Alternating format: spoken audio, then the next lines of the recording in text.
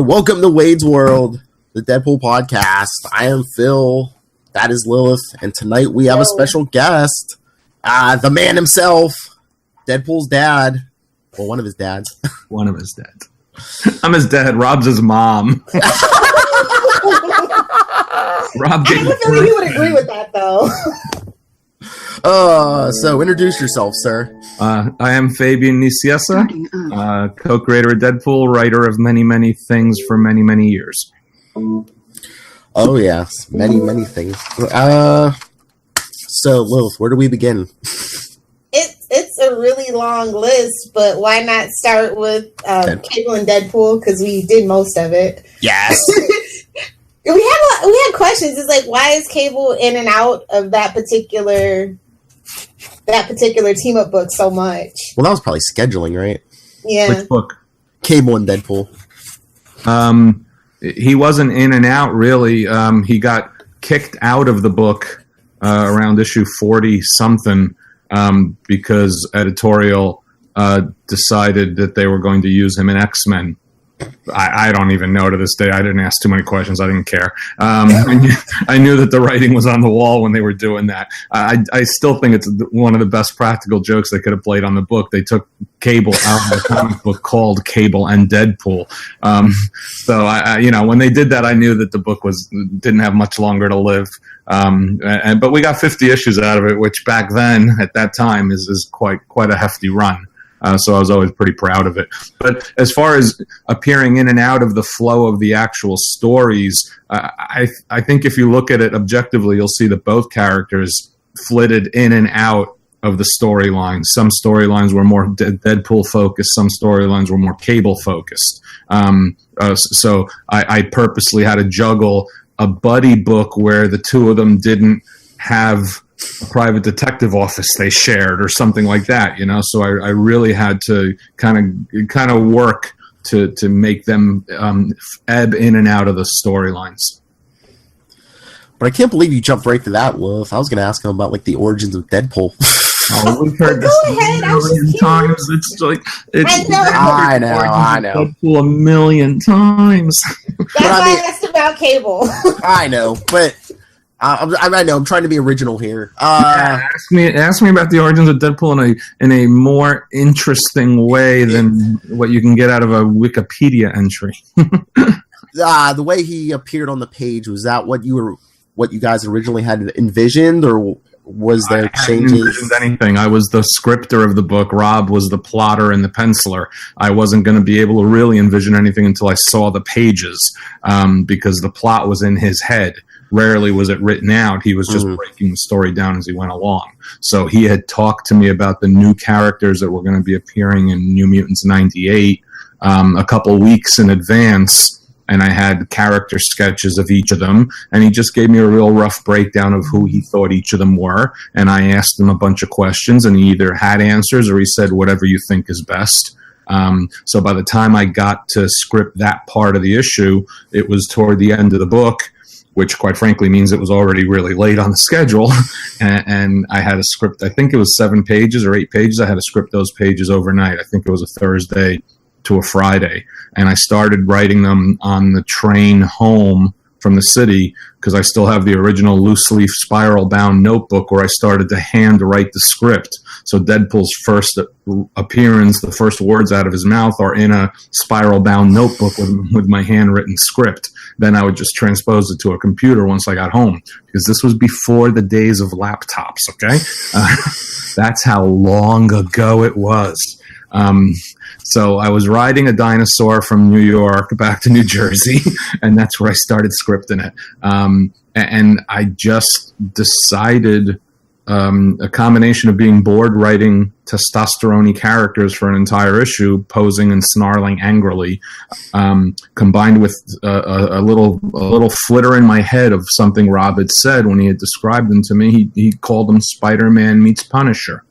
And he meant visually, he looks like Spider-Man, and he's going to move like Spider-Man, but he fights like Punisher. That's how Rob meant it.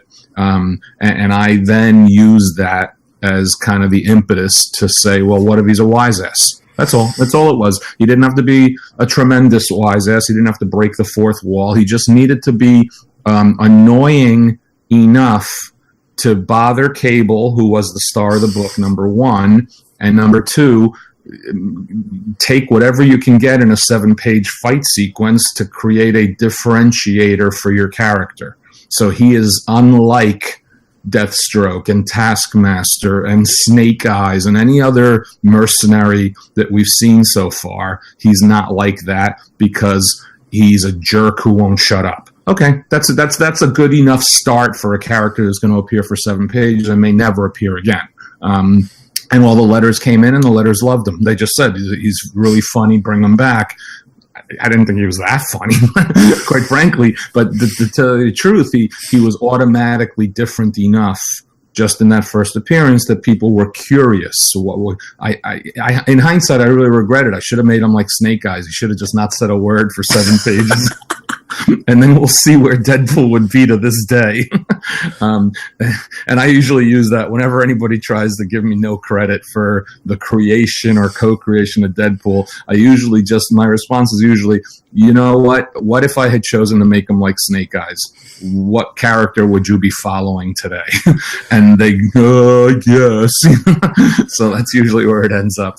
Well, that's interesting. So what is your opinion on like Deadpool in like current comics or the movies? Do you like where the character's gone, or do you like? Sometimes they go over the top. Comics very often. I don't read the current comics very often at all. I haven't read anything new in a couple of years. I read some of Jerry's stuff, and then I read a bunch of Jerry and Brian's early stuff because I was writing the Deadpool Cable split second miniseries at the time.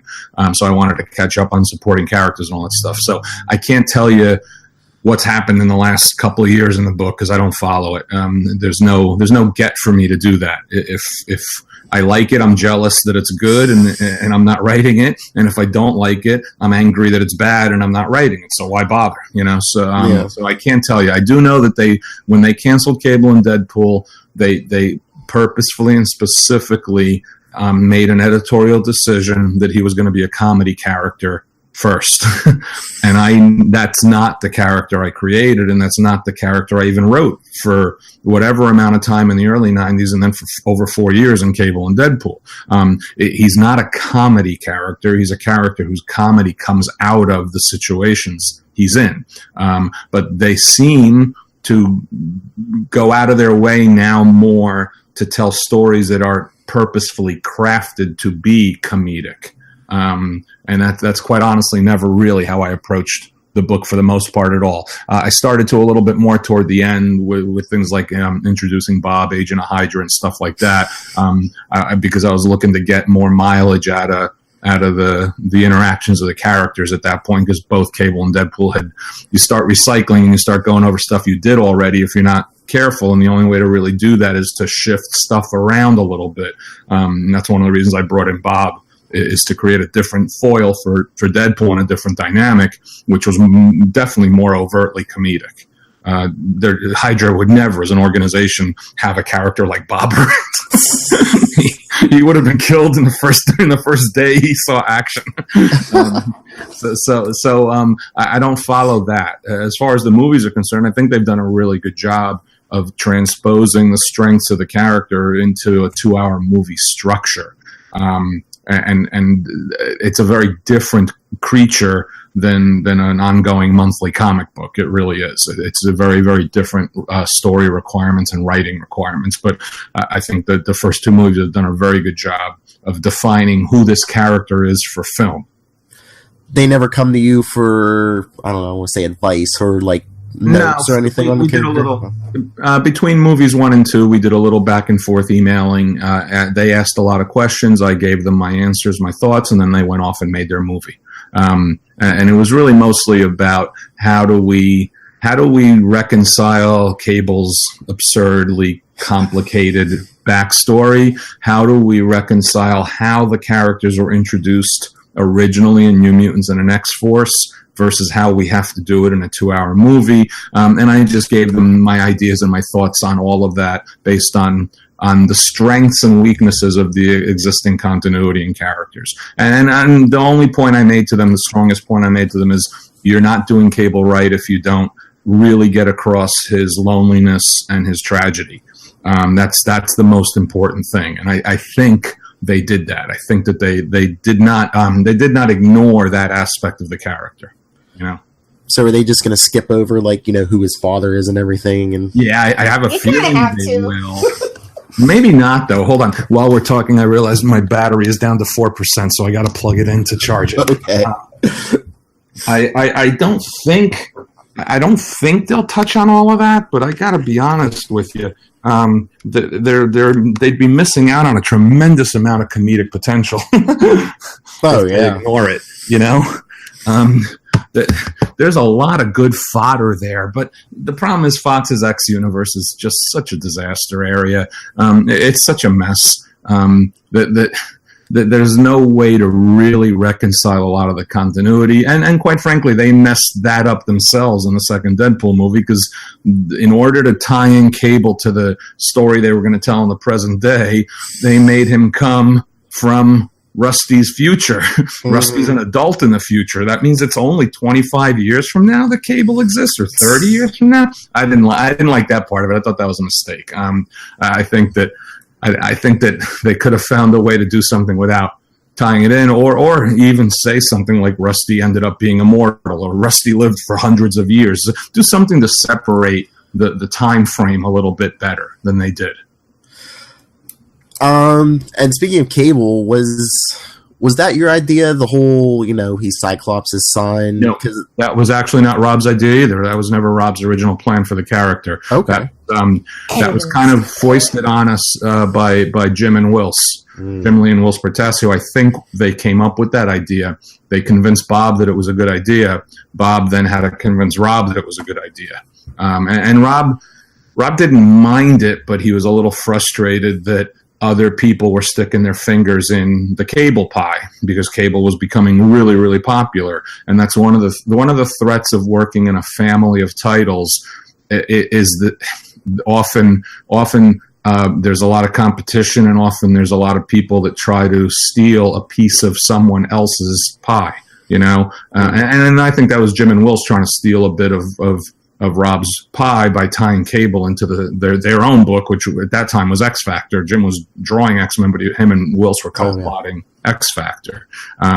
So I didn't like the idea, and I said so, but I had, as just the scripter of New Mutants at the time, I didn't have a lot of say in whether that was going to be developed or not.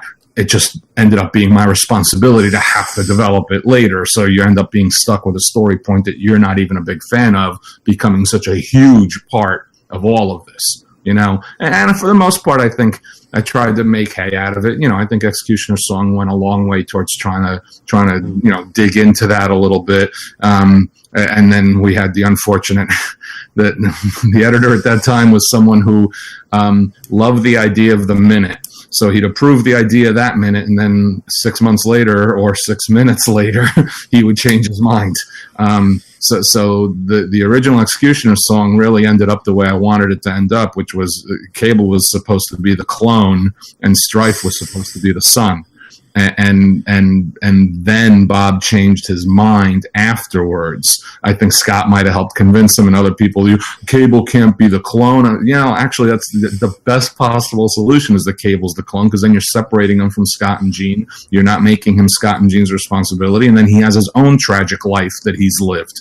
The complaint was that it diminishes Cable if he's a clone. I was like, I don't think so. And that means that Scott and Jean abandoning baby Nathan turned him into a horrific villain, Strife.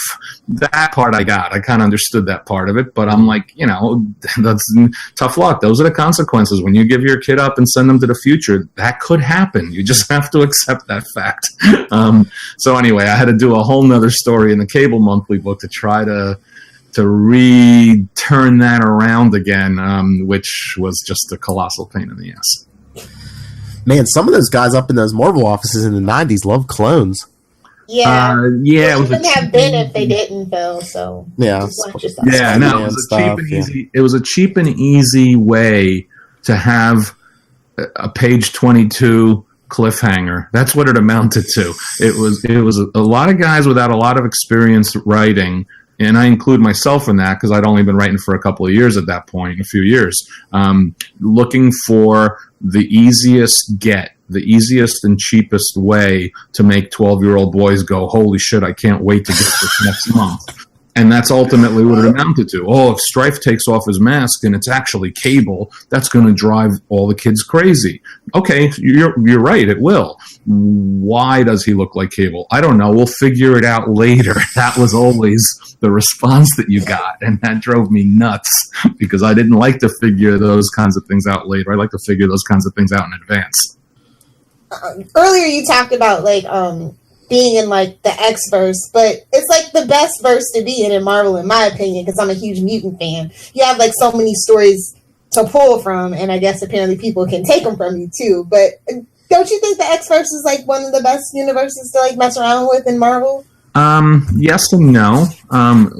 Theoretically or philosophically, it could be or should be. I think in practice, it rarely has been. I think that because its success was originally spawned from the mind of one man, which was Chris, I think it became far too cocooned, far too protected. And everyone had a vested interest who worked on those books to protect it for themselves. And I think it was very greedy and very selfish. And I even include the times I was writing those books as well. The editor was incredibly protective and frankly dismissive of other mainstream Marvel books. And I think that that's a negative because then it isolates the characters into a pocket universe where the ramifications aren't affecting each other the way they should be. You know what I mean? So theoretically, the mutant world should be a very, very interesting world, and it certainly has a lot of interesting characters, although it also has a lot of incredibly repetitive characters and a lot of characters that have the same tropes about them because most of them were created by one man who, quite frankly, was a great comic book writer, and I do actually love him dearly, but he certainly had his little peccadillos and his little cliches that he liked to fall back on time and time again, and that doesn't play itself out when you're reading it in a 1-year arc or whatever. But if you're reading it over the course of 10 or 15 years, it starts to drive you nuts. And I say that as a reader who was reading it from the very beginning of his very first issue. Actually, before that, because Giant Size X-Men, Chris didn't write it till 96. And I bought Giant Size X-Men off a spinner rack at a Krauser's convenience store when I was 14 years old. And I quit reading X-Men as a reader twice in my reading career because it was driving me nuts. And for one reason or another, I would end up coming back to it. But I quit it twice. When I started working at Marvel in 1985, I had not read the X-Men for about 10 months. Then I started getting them for free, so I caught up and I started reading them again. But I had quit the book twice. I quit the book during Cockrum's second run. And then I came back when Paul Smith was drawing it because I loved Paul Smith's work. I quit it again during, I think it was Silvestri's run. After the Siege Perilous stuff, I just quit it because I said, this is driving me nuts. It's just driving me nuts. I think that those are things that can concern you about a separate universe within a larger universe. Very convoluted. It's really cool to have characters that can interact with each other and books that can interact with each other on a really strong thematic basis. And certainly the mutant books always had a really strong thematic underpinning and core to them that you can't say about all Marvel Universe books, But yeah, I mean, they're good. They're just sometimes, I know people think they're convoluted and stuff, but it was really good that really didn't have all that baggage. It was one of the best books of the 90s, New Warriors. You're absolutely right. I'm not going to deny it. No. The truth. Yes, and actually it was a book that the ex-editor didn't like at all, so there. New Warriors was a really, really enjoyable book. It's funny, I just got a new trade paperback that Marvel sent me. It was issues 27 through 30-something, plus the Night Thrasher miniseries. I just reread them the last few days. It's the first time I've read that stuff, those issues, in probably 20 years. And I just reread it, and I was like, you know what? This holds up okay. I don't hate it. I usually hate my own stuff, but this held up okay. Do you ever reread your stuff? And do you reread it a lot? And if you do, or do you sometimes go, I should have went left instead of going right here? I should have. No, because when I reread it, it's a little more. It's a little less analytical and a little more nostalgic. Mm-hmm. So, and the nostalgia can be good or bad. I could reread something I wrote 25 years ago and go, oh my God, I hated this. I hated the project. I hated the artist. I hated the editor. Whatever, I hated what I did on it.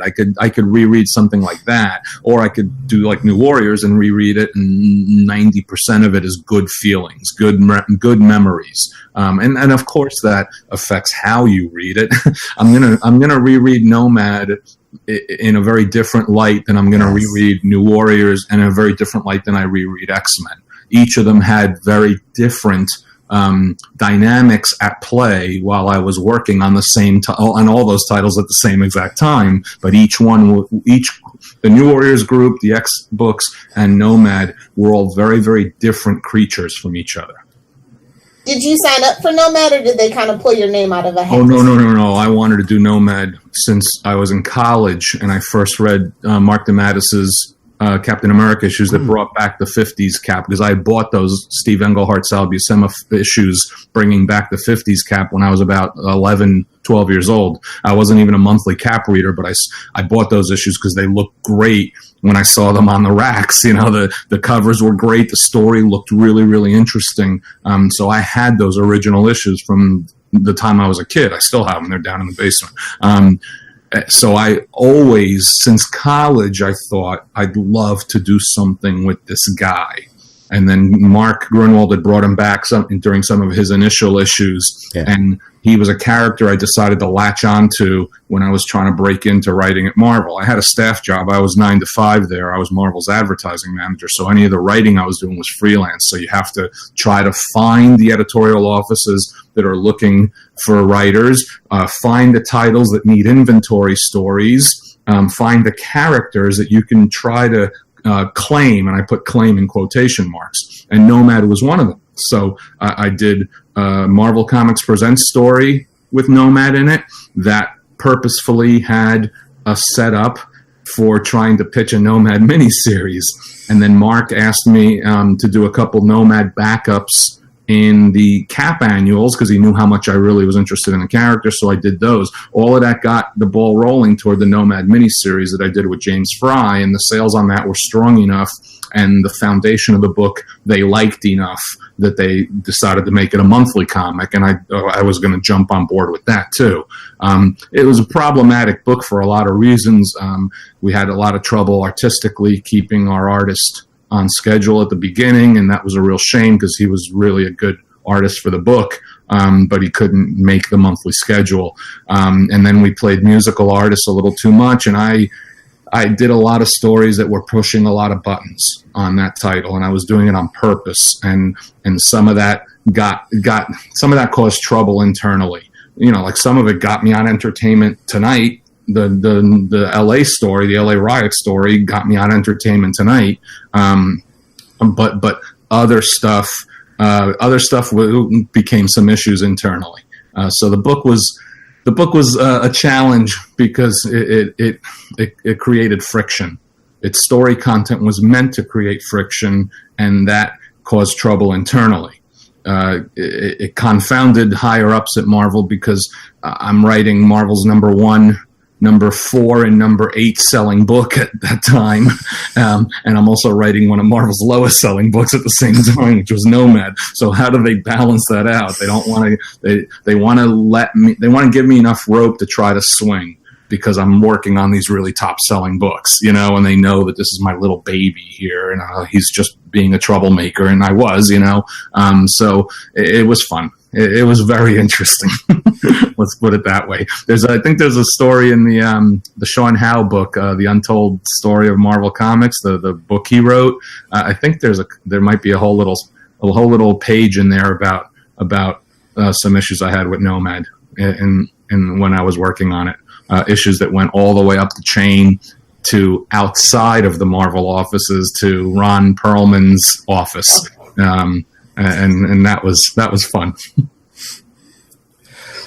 You know what character? I mean, I loved your Nomad stuff. You know what character I was kind of soft on before you wrote the ongoing series and like made him like a great. You know, it made me care about the character from then on. Gambit.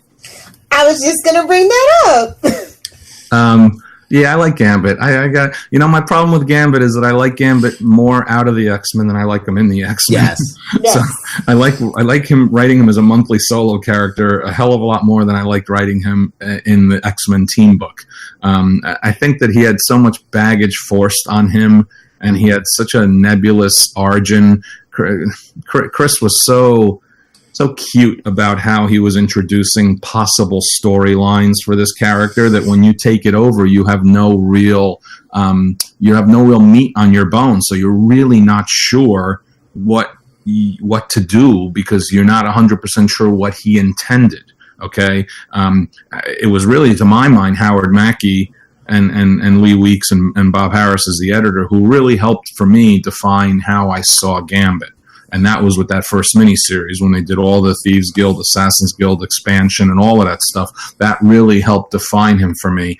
I like Gambit because to me, Gambit is not an X-Men. Gambit is Romeo and Juliet set in New Orleans, you know, the Montagues and the Capulets, and that's what Gambit is. That's Gambit's strength. I would much rather do a Gambit television series which has him and Belladonna at like age 14, 15. That's a hell of a lot more interesting to me than Gambit at 25 or 26 as a thief, you know. I think there's just far more story fodder there. That interests me. So I did like writing the book. I liked writing the character. I haven't written the character in 20 years now, but I did like writing him a lot. And it was fun.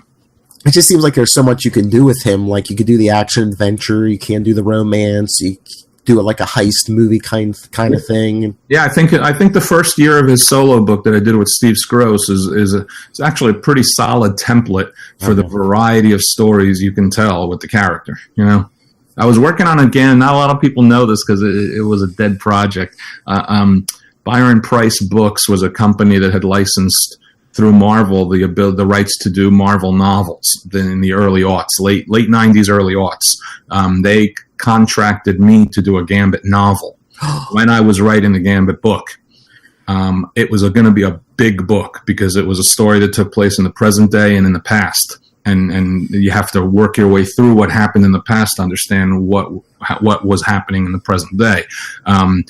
I got up to page 275, I think, before Marvel pulled the plug on the contract. For whatever reasons, they canceled the contract, so all the work was stopped. So I got a kill fee for the work I had done, which is, a contractual percentage of what you're supposed to get for the whole thing. I was probably another 200 pages away from finishing, to 225, because it was going to be a big book, and they approved a big book.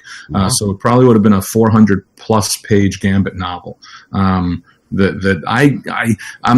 never been too happy with my prose attempts, and I haven't read that stuff in 15 years at least. It only exists on a hard disk, like the old hard disks you slide into the laptops.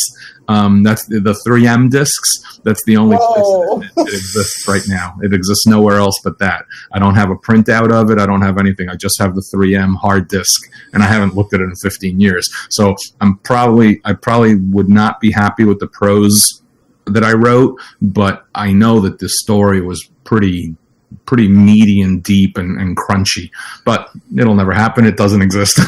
My attitude about all this stuff is if it's not published, it doesn't exist. you know. They keep trying to get a Gambit movie off the ground. I know. I'm just thinking, like, really? Yeah, I don't know. I don't know if they ever will get a Gambit movie off the ground. I got to be honest with you. I think it would work a hell of a lot better as a Netflix TV series than I do as a movie.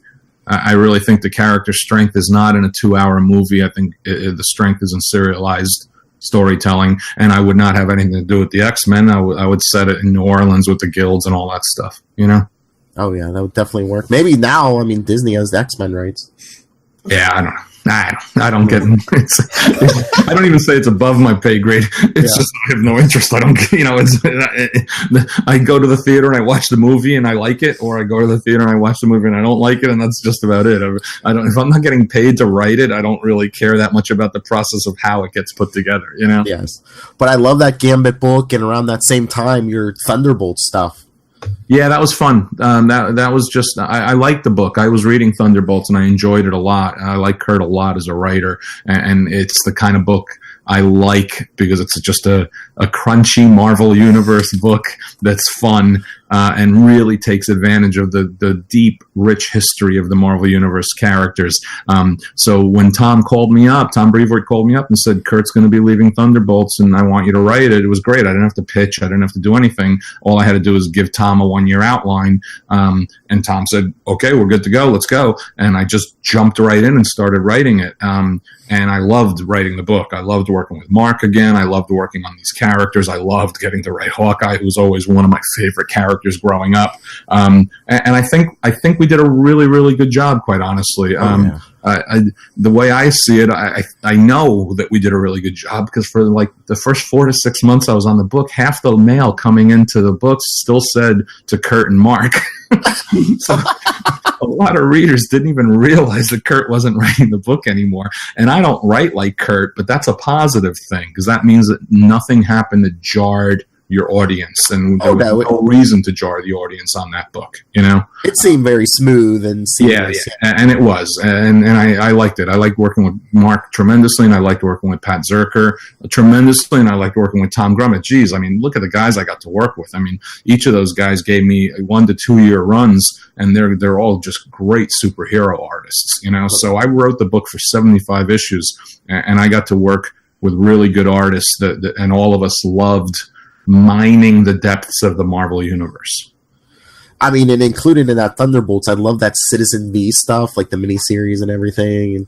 Yeah, that was me growing up and getting an appreciation for Roy Thomas that I didn't have enough of at the time. I read Roy's Avengers and Conan growing up, and I loved that stuff. But then when I became a teenager, and things like Invaders wasn't cool to me, you know, and I was an idiot because I rereading it as I'm older. It's really, really good stuff, really smart comics. I did get into Roy's All-Star Squadron in the early 80s, and I bought that every month before I even got a job at Marvel. Once you get a job at Marvel, you get the stuff for free. So there's the getting everything for free time period, and it's preceded by what I chose to spend my money on, right? So I chose to spend my money on All-Star Squadron because I really liked what they were doing.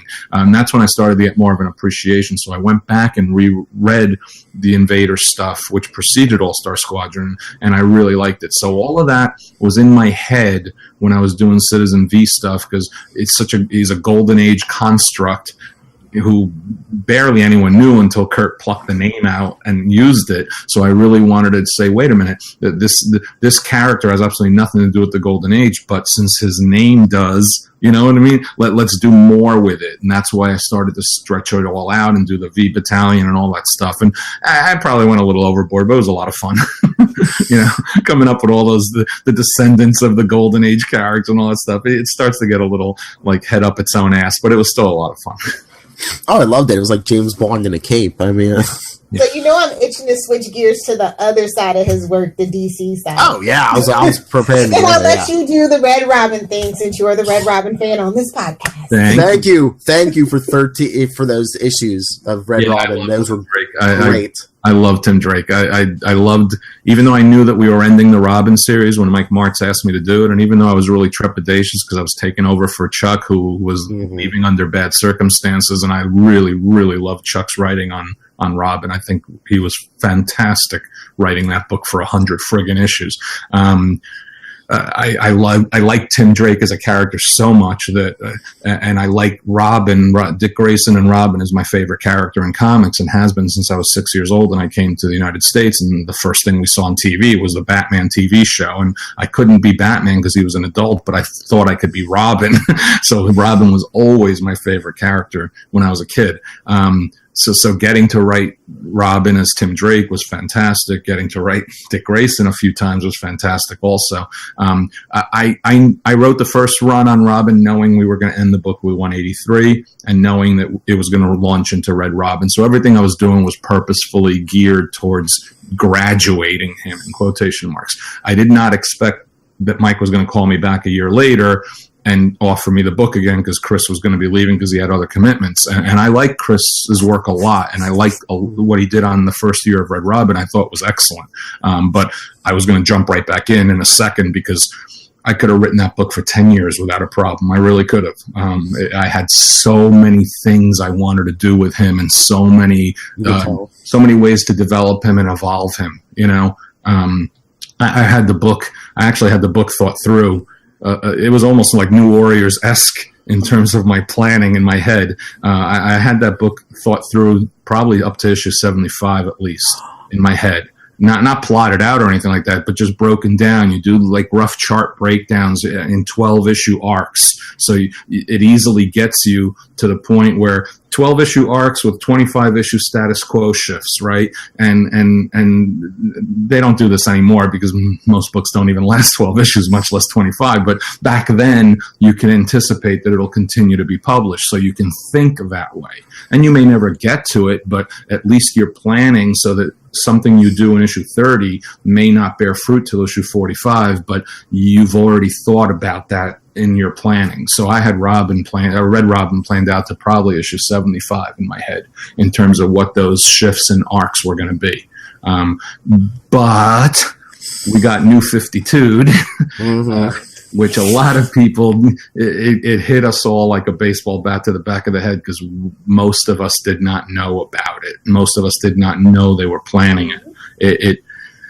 I don't know if I'm just on the outs because I don't really get involved in the office stuff anymore. I don't pay attention. I don't gossip. I don't talk to people at conventions. I don't hang out, with comic book people. So I'm not in the know, So there may have been plenty of people who were in the know who knew this was coming. I certainly wasn't one of them. I know a lot of other people who weren't too because we've talked about it and complained about the same thing, that we were given about 3 issues to wrap up our run, and like just a hard axe was going to fall on all of our books, and I was just, you got to be effing kidding me, and I knew that New 52 was going to be an abject disaster area. I just knew it because I know the people involved, and it was an abject disaster area.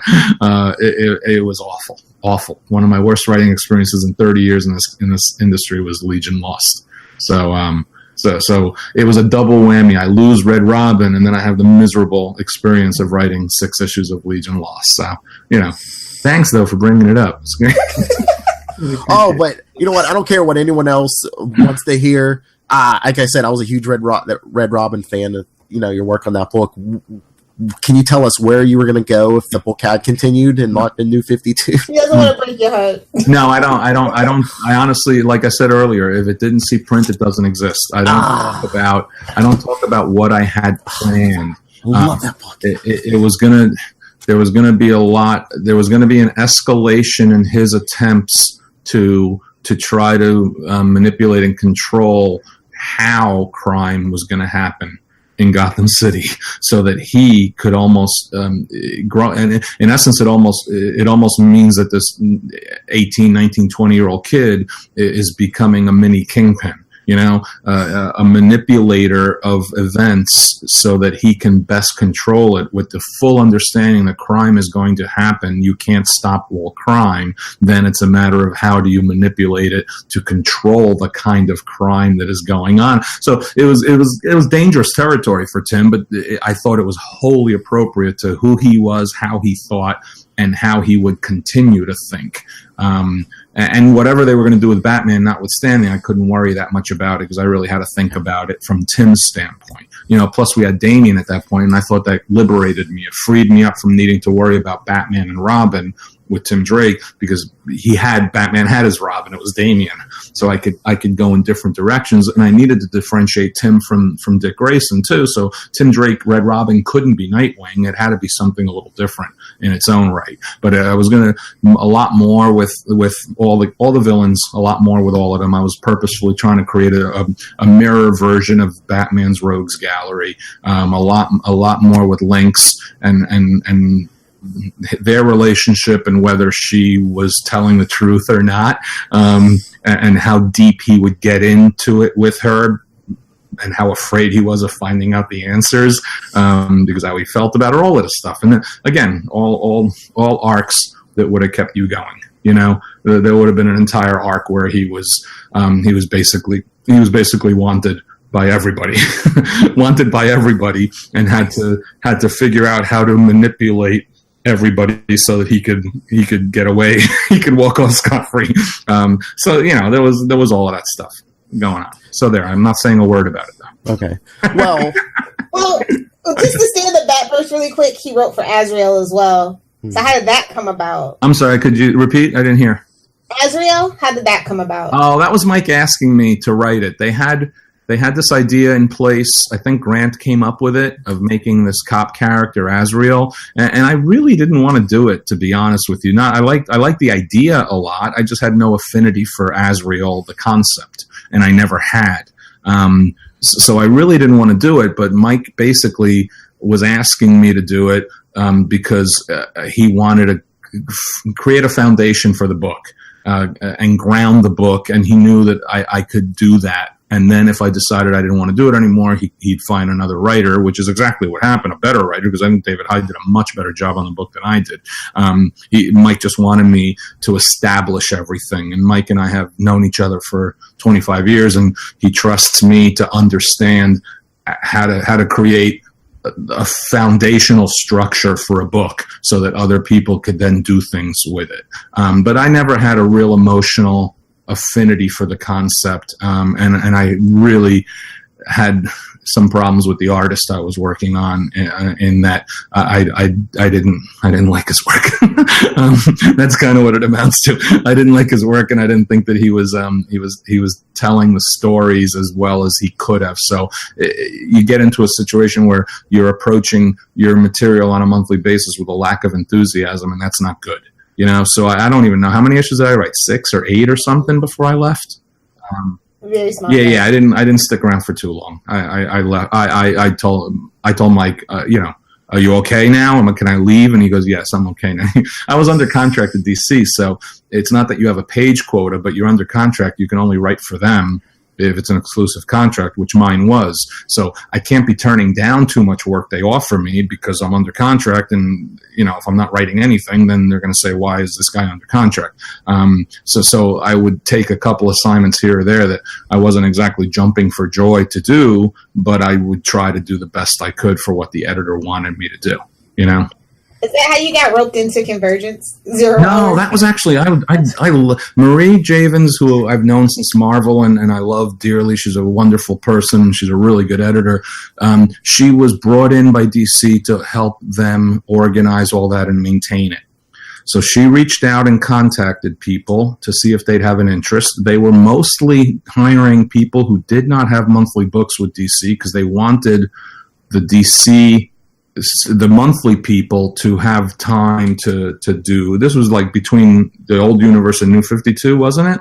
Yep. Between New 52 and Rebirth. I forget. Yeah, New 52 and Rebirth. Yeah. Between New 52 and Rebirth. Yeah, they wanted the Rebirth creative teams to get up and running.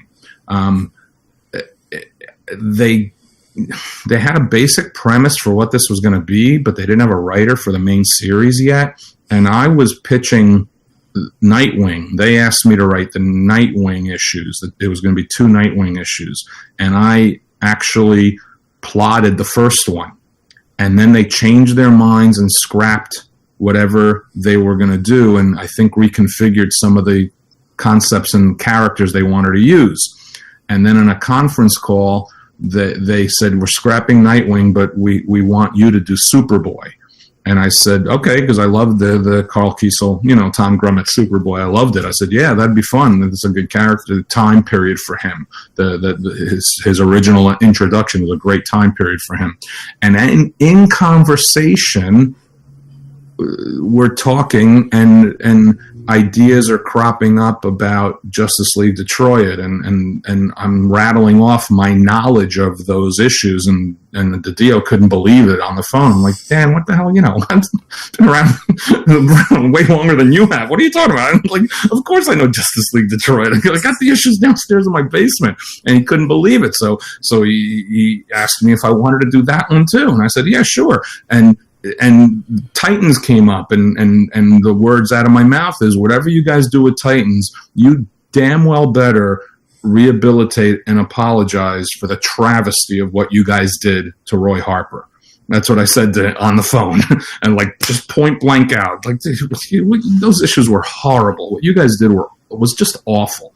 And they go, that's exactly what we want to do. Do you want to do that too? So all of a sudden I had 3 different, books, 2 issues each, 6 issues.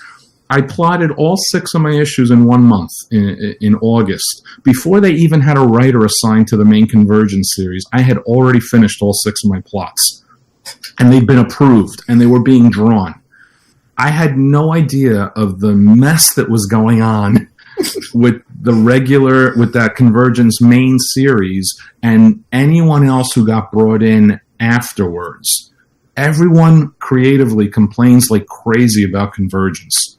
And I'm sitting here like, what? It was great. I had so much fun. I worked with 3 great artists on 3 books that I really like, and I got to tell really fun stories. We had to change 1 page of the second Titans issue to reflect something that was going on in Convergence that they needed us to just change 1 page toward the end, and it was literally just a change of the Titans are going to go there instead of here. Okay, so we got to redraw this page and rewrite this page to do that. That was it. Nothing else in all 6 of my issues was affected by the main Convergence story. And I hear all these guys to this day still telling me horror stories. That's why I was wondering, who wrote you into it? But you're the only person with a good experience. I think I might be. The artists that I worked with all had fun working on the books that we did. It was a lot of fun for me.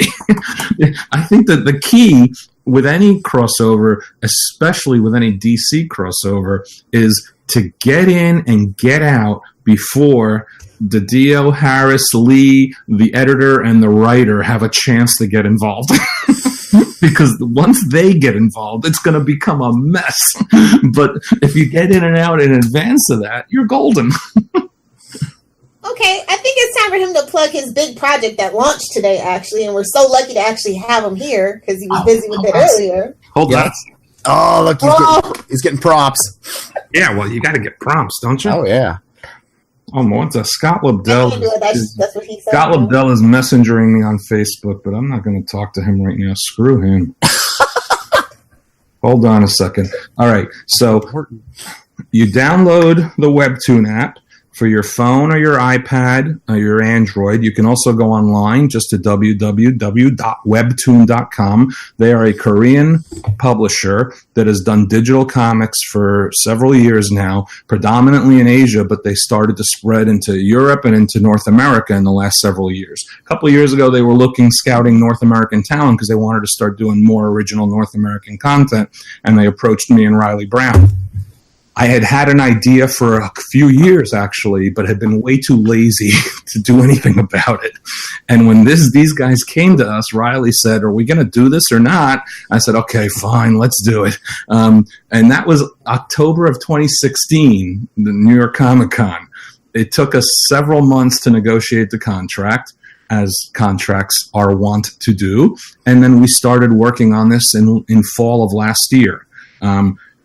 We were really, really slow to get the work done because this should have come out several months ago, but we're getting it done now. It is a 26-chapter story. Each chapter is the equivalent of 5 pages. of material. So it's a 130 page story. Okay, and let's see if it pops up on the home screen as you're. Can you even see that, or no? Is it a little bit? Yeah, there it is, right there, popping up on the home screen today is Outrage. Okay, and Outrage is basically the bully who bullies the bullies on the internet. Okay, so if you're being an ass online, your device is going to start sparking and digital pixels are going to start floating into the air, and they coalesce and form this person, Outrage, who proceeds to smack the crap out of you for being an ass, and then dissipates into pixel ether, right? And it's starting to happen sporadically all over the country. And when Outrage is done with you, your device gets frozen and locked, right? That way people know you've been outraged, right? And it's only been happening for a few months, but people are starting to talk about it. The story begins with him, her, or it doing whatever it is that him, her, or it does, coming up through the laptop of some guy who's harassing a woman on text messages, and he beats the crap out of the guy. And that all sounds well and good until Outrage starts escalating the targets that he, she, or it is going after. So the first 3 chapters loaded today on Webtoon. We have over 30,000 little likes on the first 3 chapters already, which is great. You download the app, you subscribe, and you read, and it's all for free. No charge for any of it, okay? Because it's an advertiser-driven site.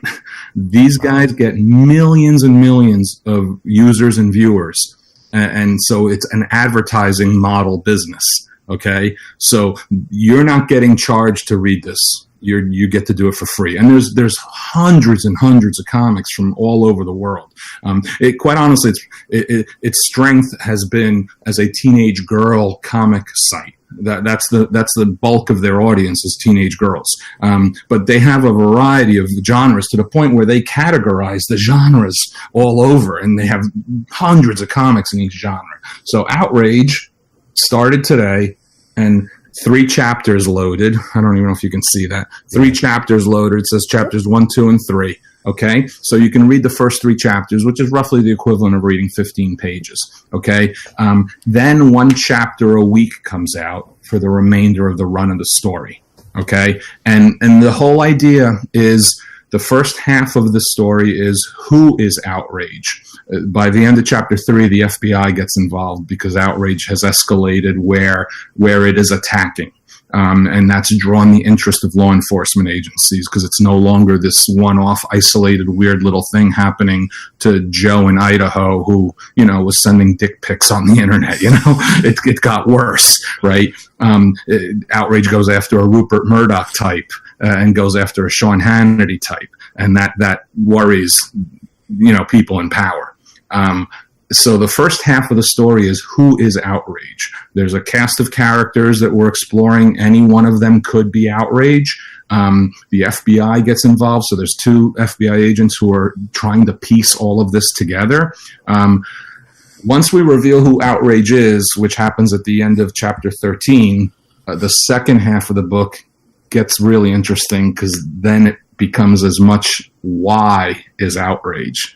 Why are we like this? Why are we being this way through social media and interacting with each other in these kinds of absurdly, excessively heightened and often horrific ways?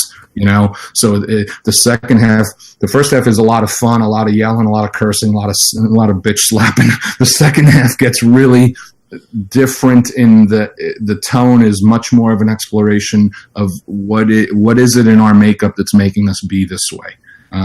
So it gets interesting, and we're really approaching it like a TV show. We really are. Or structurally, we're approaching it like a TV show. So Outrage Season 1 has a beginning, a middle, and an end. There is a conclusion to this, but there are threads and a pretty overt epilogue that sets up a potential Season 2.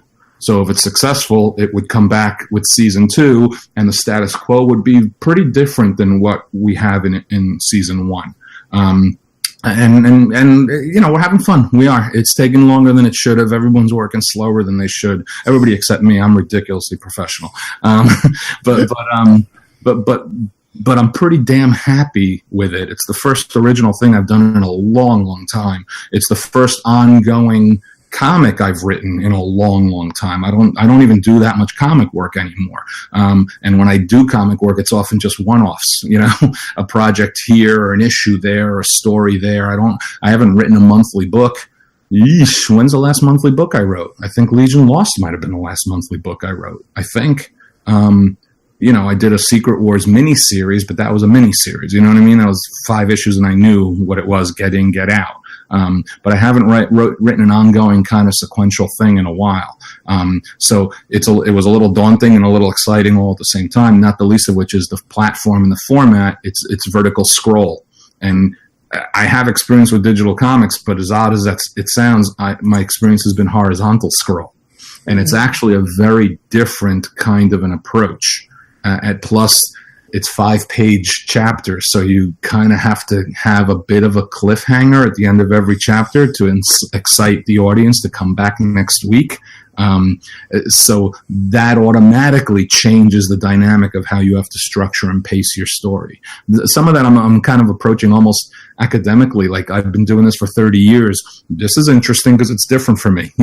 This is an interesting structural challenge, but we have the story all broken down. We have our beginning, middle, and end. We had our first 13 chapters really tight, and now I'm a little looser in the second half because we want to just explore a bit. Now that we have more experience, we see what works a little bit better in the vertical scroll format. And it's almost counterintuitive to what I grew up in as a Marvel writer. Talking heads work better on this format than action or movement does, because vertical scroll does not lend itself to movement, because in the real world, we move horizontally. Think about it. We move left to right. We run on a flat plain ground, which automatically is horizontal. The only thing you can do vertically is fly up, right? But since you're scrolling downwards, the only thing you can really do vertically is fall. So it makes it a real interesting visual challenge for me and Riley, and we're figuring it out. But the editor at Webtoon, Tom Akel, said, you can't go wrong with talking heads. That's like 180 degrees diametrically opposed to what Tom DeFalco would have told you in 1989. Hey, you can't do too many talking heads. You got to have more action. So it's an interesting kind of conundrum. It's an interesting puzzle to unravel, just from a creative standpoint. The other side of the coin is it's fun. He's a Deadpool-like character, but he's not Deadpool. The way, because we knew we wanted to do humor, we knew we wanted to do scatological humor, we knew we wanted to capitalize on Deadpool's popularity. It's creator-owned, so Riley and I own it. We have a vested interest in it being successful. I figured it out real early, though. He's not. A lot of what you hear may sound like Deadpool, but Deadpool is your id, and Outrage is your superego. There's a difference in how each of them approach. Deadpool's outbursts are born of insecurity and weakness and failure and sadness and loneliness and tragedy. Outrage's outbursts are born of superiority and the feelings that you deserve to be yelled at for being stupid, and Outrage thinks it is smarter than you. All of those things, So the humor may sound the same, but its point of origin is different. And even as the first 3 chapters definitely sound more Deadpoolish, but the more I scripted him, the more I go along, it becomes a little bit less that. I think Outrage is smarter than Deadpool by far. So hopefully that'll reflect itself in the humor. Although Webtoon is selling it, like creator of Deadpool on the stupid banner right up front to try to get as many clicks as they can. And guess what? It's working. We had over 30,000 likes in less than the first 24 hours. It just landed at 12:01 a.m. this morning. And we have 30,000 30,000 likes, that means more views already, because you could read it but not hit like. You could just read it and just go on to the next chapter or go on to the next thing. But they go by those clicks. They want to know what people are clicking. And we have over 2,000 comments, and because there's message boards actually at the end of each story, at the end of each chapter, there's a message board. You can write right there. You suck. I hate you. You can. I love you. You're great. I've already jumped on those message boards and interacted with a bunch of fans on purpose because it's fun. It's instantaneous interaction between the story and the audience, which I enjoy a lot. So we'll see. It's kind of interesting. It's kind of fun. It's good to do something new, and it's good to do it in a new way. But yeah, I'm definitely going to download it. And I mean, come on, people. We can talk about it when we talk about Domino for next week, too. Okay, that sounds good. Yeah. Domino Annual. Does the Domino Annual come out this week? That's 2 weeks from now. 2 weeks? Okay. Yeah, the new issue came out And then the X-Men What If is 3 weeks from now. I got a story in the Domino Annual I'm really happy with. Ooh. Got a backup story in the Domino Annual, Cable and Domino story. Oh, the Cable story, okay. Yeah, Chris Robinson, the editor, called me up and said, we're doing these backup stories that take place different points in Cable's life with different characters that she's associated with, in different points in Domino's life. So he asked me if I wanted to do a Cable Domino story, and I said I'd love to because I love the characters, but I don't know what my hook is. And he actually gave me the hook. He really did. It was great. That's what good editors can do. He said, I always wanted to know about that hot tub scene from like X-Force number 6, I think. Cable and Domino are in a hot tub, and it's post-workout. So he goes, were they fooling around? I go, yeah. He goes, were they in a relationship? I go, he wishes. He goes, and Chris goes, that wasn't even Domino. That was Copycat. I go, I know. Isn't that pathetic? And he goes, yes. I go, that's the story. He goes, yes. So in 5 pages, I think my goal was, my honest goal, just so you know when you read it, my honest goal was to make Gail understand who Cable is. Because all she does, besides unfairly abuse poor Cyclops, all she does is complain about not getting Cable. And I've said to her, if you read the first 50 issues of Cable and Deadpool and you don't get Cable, I'm sorry, the problem's not with Cable, the problem's with you. Because there it is. How do you not understand Cable if you read Cable and Deadpool? It's not that I'm so immodest or I'm so, egotistical as to think, oh, it's phenomenal. I do understand story writing and structure and characterization, though, and it is presented in that series pretty straightforward. So my goal was in 5 pages to get Gail to understand Cable. So try chewing on that. Try to do a 5-page story that harkens to a moment in Cable's life when he was in a hot tub with a woman he thought was Domino, and do a 5-page story that also defines completely who Cable is as a character. I think I did it. Actually, the people who've read it really gave me strong responses, really, really positive responses came back to me from people in the office at Marvel, which doesn't happen very often, and from a couple freelancers who read it. Leah Williams read it and loved it.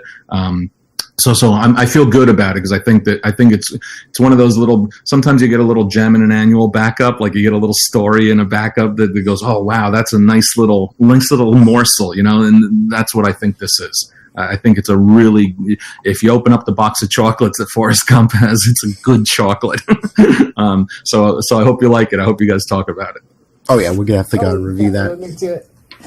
So I think we should let this fine young man get back to his commenting on his message boards on his stories. No, I think it's time for bed. I think this old man has to go to bed. Yeah, same here. Yeah.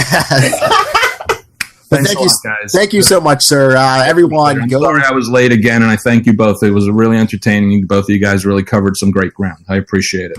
We appreciate you more. Thanks a lot, guys. Take care. Yep, have a good one. Bye-bye. Have a good night. So everyone, go check out Outcast. It's free. I mean, we're always complaining about the price of comics. Oh, Outrage. I'm sorry. I'm like, is this 1997 Atlanta?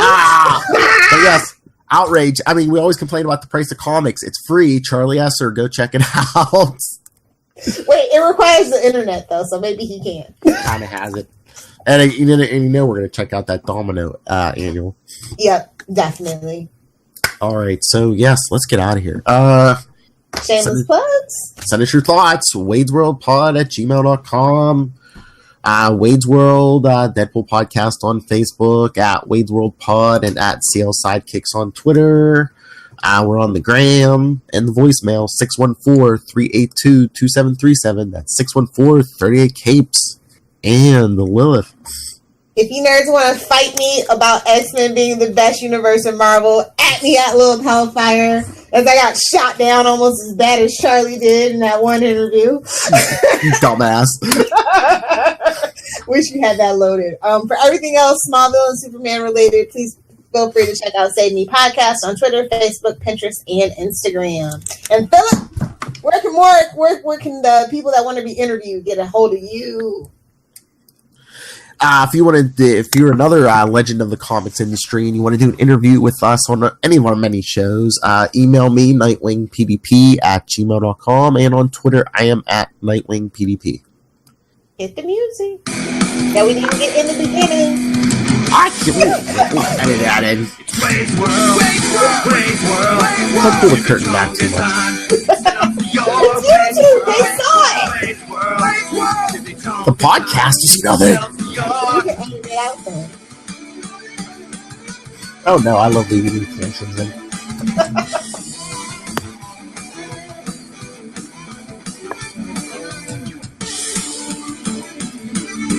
And we're fast approaching episode 69. How many more? Oh, what is this? Is this 65 or 66? I mean, we're getting close. Gotta go to my storage unit for the Pornhub shirt. You can go to your storage locker for some porn stars.